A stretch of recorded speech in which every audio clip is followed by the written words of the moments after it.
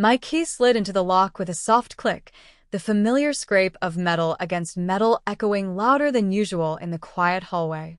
I'd wrapped up work an hour early, a rare luxury, and the September dusk was still holding on outside, painting the sky in smoky pinks. All I could think about was the leftover Thai takeout waiting in my fridge and a long shower to wash the day away. But the moment the door eased open, something inside me froze. The scent of my lavender candle, my favorite, was burning. I hadn't lit it this morning. And then I heard the shuffle of feet. My feet. My apartment. I stepped inside, heart hammering so hard I could feel it in my fingertips. In the middle of the living room, half buried in packing paper and cardboard boxes, stood my parents. "Hi, sweetheart," my mother chirped, as if I'd just walked into Sunday brunch. Her tone was a little too bright, the kind she used when trying to disguise panic. She held my stack of framed photos, my college graduation, my dog-eared Paris trip, like she was cataloging my life. My father straightened, dusting his hands. "We thought we'd help you get a head start on moving." Moving? I blinked at them, at the open boxes, at my life neatly folded and labeled in their careful handwriting. The words "tiny studio" were scrawled across one. My throat tightened. Moving where? My voice came out sharper than I intended, cracking like dry wood. Mom's smile wavered. "The studio we found for you downtown. It's perfect for someone starting over." Starting over? I wasn't starting over. I wasn't going anywhere. The room tilted as 100 memories threatened to pull me under. I still remember the night it all cracked open, like a hairline fracture I'd been pretending not to see. 2 years ago, I was 22 and living under my parents' roof in our tidy suburban home in Hartford, Connecticut. My mother, Karen, had always kept the house in a magazine-ready state, lavender candles flickering on the sideboard, throw pillows arranged with militant precision. That night the scent of wax and fabric softener made my stomach tighten. I'd just come home from a late shift at the bookstore when I heard my father's voice, low, deliberate, carrying from the living room. "She needs to understand we can't keep supporting this aimless phase." I froze behind the half-closed door, heart hammering.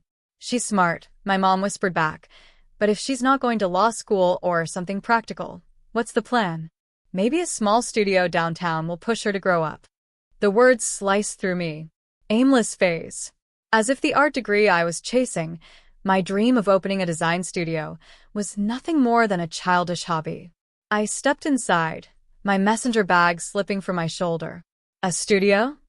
My voice cracked, sharp and brittle. They spun toward me, guilt flickering across their faces before my father's chin stiffened.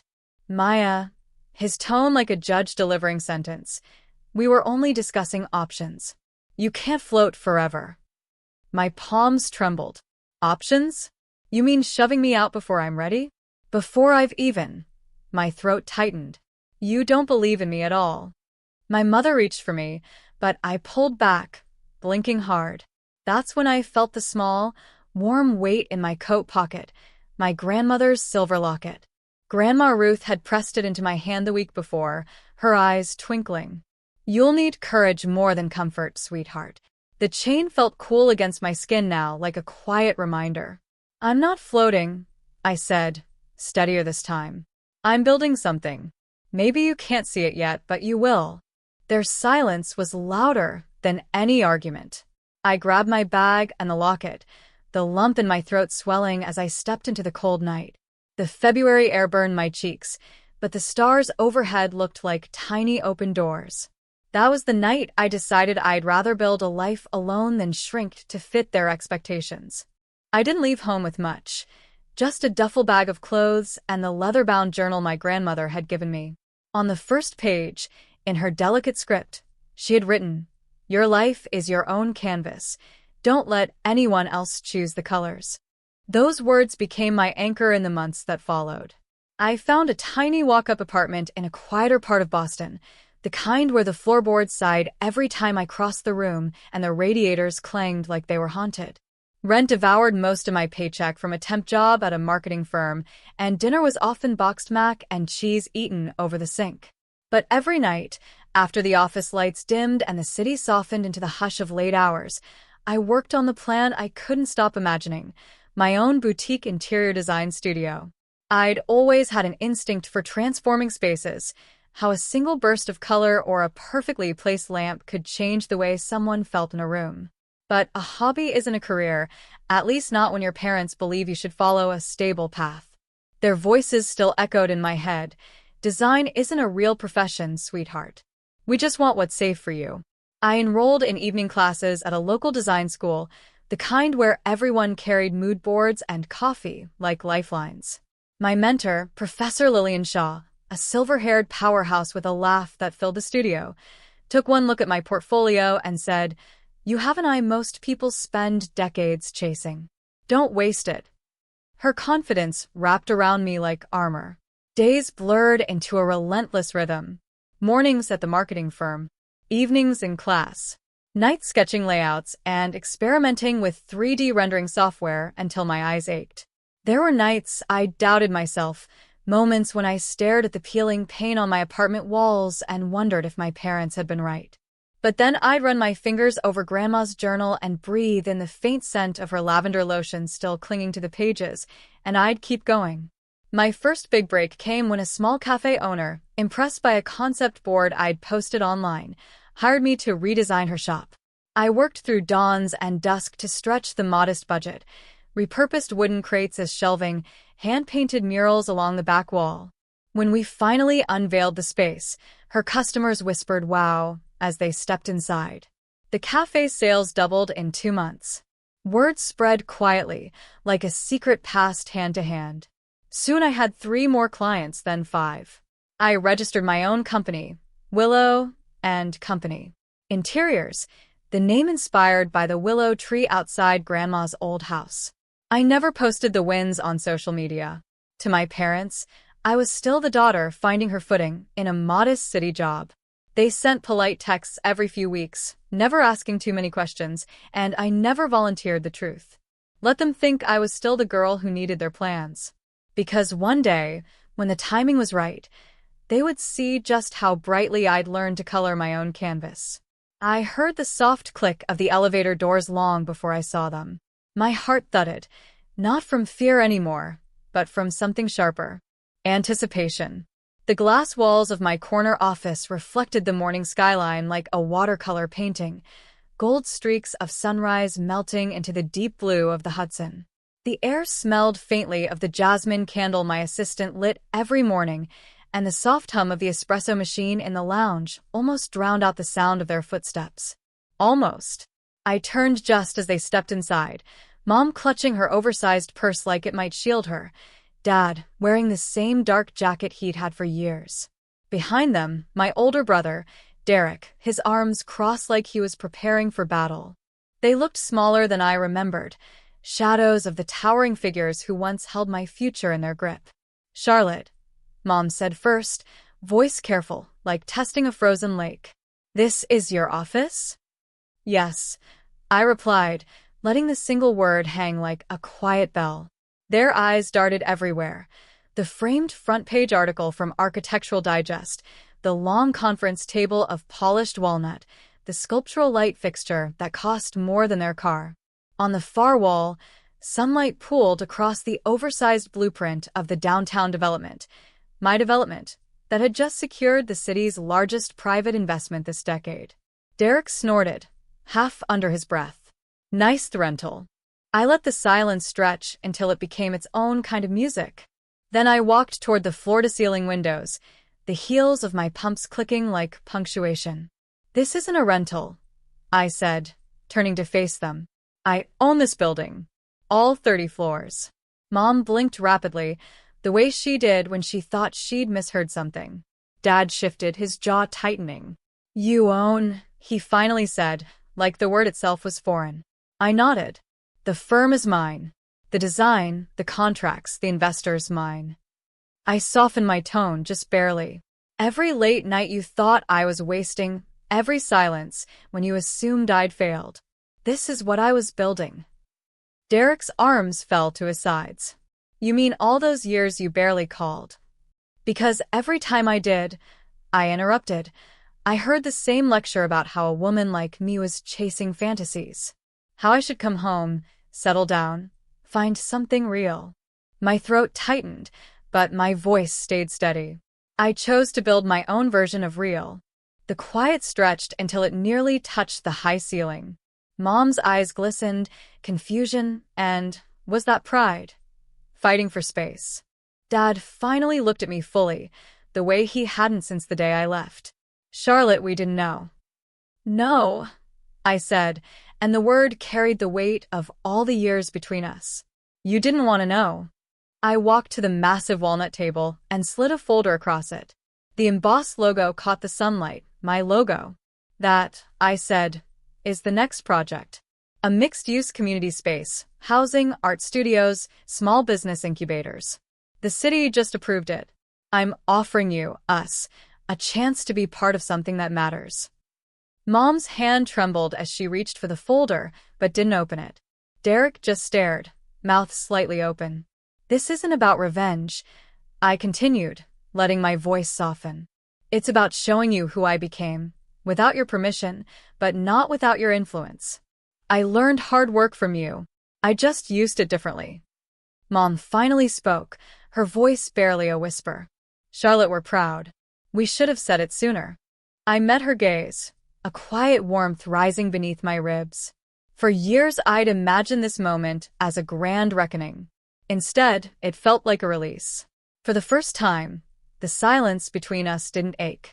It simply rested. I drew in a slow breath, letting the silence stretch. The tension in the room felt almost physical, like the charged air before a summer storm.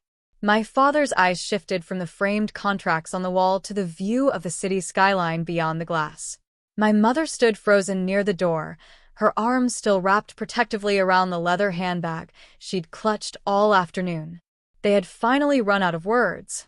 I placed my coffee cup carefully on the marble counter, the soft click echoing louder than it should have. So, I began, my voice calm, steady, but not cold. You came here to help me move into a tiny studio. Instead, you've walked into my office on the 42nd floor. My company, my name on the door. My father swallowed hard. My mother blinked, her lips trembling as if she might explain. But I raised my hand gently. No, I said. Not yet. You've spoken for years. It's my turn now. I stood and moved closer, my heels clicking against the polished wood floor. You both made choices. You wanted to protect me, but you also underestimated me. You decided what my life should look like, and when I refused to fit the picture, you packed up my things as if I were a child you could quietly relocate. My mother's gaze dropped to the floor. I don't hate you for it, I continued, my voice softening slightly. But things can't return to the way they were. If you want to be part of my life now, there are conditions. Their heads lifted at that word, conditions. First, I said, meeting my father's eyes, you stop pretending that money defines worth. The next time you look at someone, me or anyone, you look for their character, not their salary. I want you to volunteer once a month at the youth center. Not a donation, a commitment of time. Teach a class. Help someone who doesn't have your resources. Let them surprise you. His jaw tightened, but he gave a small nod. Second, I turned to my mother. You stop carrying the weight of everyone's expectations, including your own. I know how often you put yourself last. I want you to take the art classes you always talked about. No excuses. Enroll next week. Her eyes flickered with something. Hope, maybe fear. Lastly, I said, letting my voice warm. Both of you need to see me as the woman I am, not the girl you once tried to steer. That means no more helpful surprises. No more decisions made behind my back. I stepped back, giving them space. If you can promise me those things, we can start again. But only then. For a long moment, the only sound was the distant hum of the city through the glass. My father looked at my mother, then back at me. His eyes, usually hard and unyielding, softened. You've grown into someone remarkable, he said quietly. My mother's voice wavered. I just wanted you safe. But I see now you built a life far bigger than anything I imagined.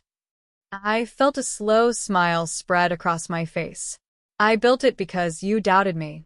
Maybe that was the gift I didn't know I needed. I extended my hand, not as a daughter seeking approval, but as a woman offering a second chance. The morning after that unforgettable confrontation, I stood by the wide windows of my loft, a mug of dark roast warming my palms.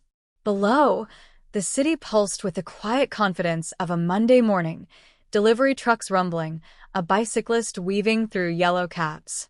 For the first time in years, the weight in my chest had lifted. Mom had called late last night. Not to argue, not to plead, just to say she'd been thinking. Her voice trembled when she admitted she hadn't understood how much her choices had hurt me. "We'll do better, Harper," she said, using my name like it was something precious. "I want to do better." Dad followed with a text, brief and awkward, but it was a start. "Proud of you." I should have said it sooner. Those 6 words landed heavier than any grand apology. I traced the rim of my mug, letting the steam rise against my face. Somewhere deep inside, the girl who once felt disposable finally exhaled. I wasn't their fragile daughter anymore. I was a woman who had built her own life, brick by hard-earned brick. On the credenza sat the small silver locket Aunt May had given me the night I left home. The hinge squeaked as I opened it. Inside, the faded photo of her garden was still tucked behind the tiny mirror. "Don't let anyone shrink your world," she'd told me. Those words had carried me through every late-night hustle and every quiet moment of doubt. I slipped the locket's chain over my head and let the cool metal settle against my collarbone. It felt less like armor now and more like a keepsake of a war I'd already won. Behind me, my phone buzzed, a new message from Mom. "Dinner this Friday? No expectations. Just us." I smiled, not because everything was perfect, but because I finally understood that perfection was never the point. Growth was. The city outside glittered as the morning sun caught the glass towers. I straightened my shoulders, set down the empty mug, and whispered the words I wish someone had told me years ago, words every girl should know before she learns to fight for herself. I am not moving into anyone else's version of small again.